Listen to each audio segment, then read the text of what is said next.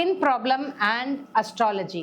நிறைய பேருக்கு வந்து ஸ்கின் ப்ராப்ளம் அஸ்ட்ராலஜியோட கனெக்டட், ஹாரோஸ்கோப்போட கனெக்டட். அது ஒரு லெவலுக்கு போச்சுன்னா அந்த ப்ராப்ளம் சால்வ் பண்ண முடியாது. நீங்க எந்த மருந்து சாப்பிட்டாலும், அலோபதியோ யுனானியோ ஆயுர்வேதாவோ எது சாப்பிட்டாலும் அது வந்து ப்ராப்ளம் அக்ரவேட் ஆகுமே ஒழிய அது கம்மி ஆகாது அப்படிங்கிறது நிறைய பேருக்கு தெரியாது. டிசீஸை பொறுத்த வரைக்கும் நார்மல் டிசீஸ், கார்மிக் டிசீஸ். இப்ப நார்மல் டிசீஸ்னு எடுத்துக்கிட்டீங்கன்னா நிறைய பேருக்கு ஃபீவர், கோல்ட், காஃப், அது போறோம், டாக்டர்கிட்ட காமிக்கிறோம், மருந்து சாப்பிட்றோம், கிளியர் ஆயிடும். There or something call karmic disease. அதுதான் வந்து லூகோடோமா, சொரியாசிஸ், ஷிங்கிள்ஸ். யூஷுவலா ராகு கேதுவோட நிறைய கிரகங்கள் இருந்தால், இல்ல ராகுவோட குரு இருந்ததுன்னா கண்டிப்பா ஸ்கின் ப்ராப்ளம் வரும். இது என்ன ஆகும்னா ஆரம்பிக்கும் போது ரொம்ப சின்னதா இருக்கும். ஸோ இது சின்ன ப்ராப்ளம் தான் சொல்லிட்டு எல்லாருமே டாக்டர்கிட்ட போவாங்க.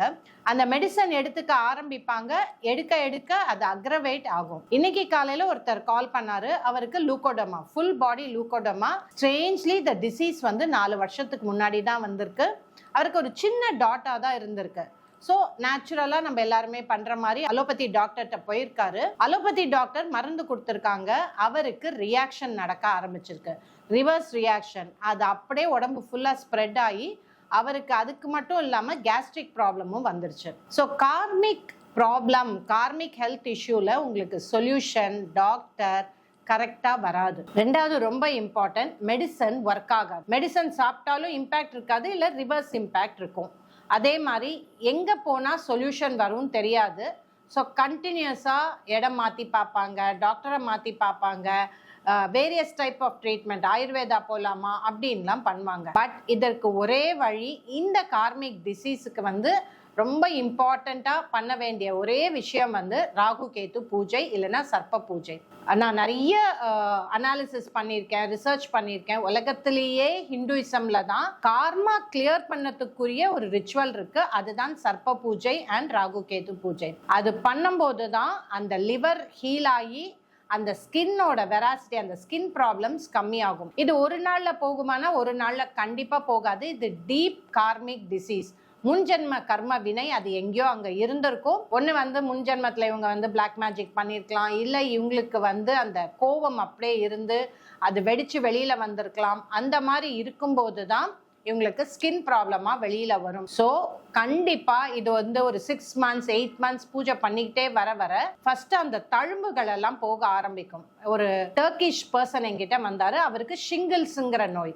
ஃபர்ஸ்ட் ஒரு தழும்பு வரும். அந்த தழும்பு வந்து வெடிப்பு மாதிரி வந்து சீல் வந்து வெடிச்சு பயங்கரமா வலிக்கும்.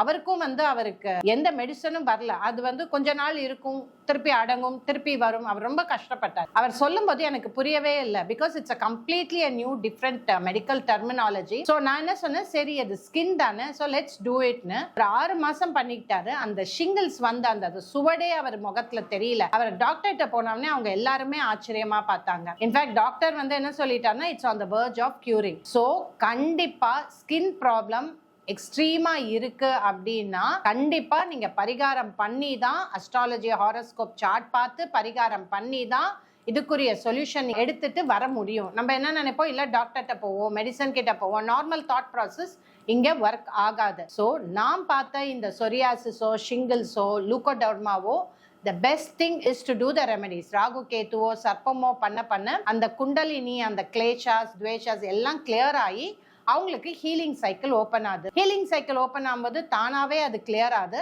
அப்படி இல்லைன்னா அவங்களுக்கு ரைட் டாக்டர், இல்ல சொல்யூஷன், இல்ல மெடிசன், அந்த ப்ராப்ளத்தை சால்வ் பண்ணவங்க வந்து சொல்லுவாங்க, இல்லை இந்த சாப்பிட்டேன் அதனால கிளியர் ஆச்சுன்னு. ஸோ கார்மிக் டிசீஸ் பொறுத்த வரைக்கும் ரிச்சுவல் இல்லாம கண்டிப்பா உங்களால கிளியர் பண்ணிக்க முடியாது. ஸோ நீங்க பரிகாரம் பண்ணி தான் ஆகணும். பரிகாரம் மூலம்தான் சொல்யூஷன் வரும். இது ஒன் டைமா நீங்க பண்ண முடியாது. இது டீப் கார்மிக் ப்ராப்ளம். அது வம்ச கர்மாவா இருக்கலாம், இல்ல ஃபேமிலி கர்மாவா கூட இருக்கலாம். அது இவங்களுக்கு வெளியில வந்திருக்கு. அதனால உங்களுக்கு மேஜர் ஸ்கின் ப்ராப்ளம் இருக்கு அப்படின்னா தயவு செய்து பரிகாரம் பண்ணிக்கோங்க.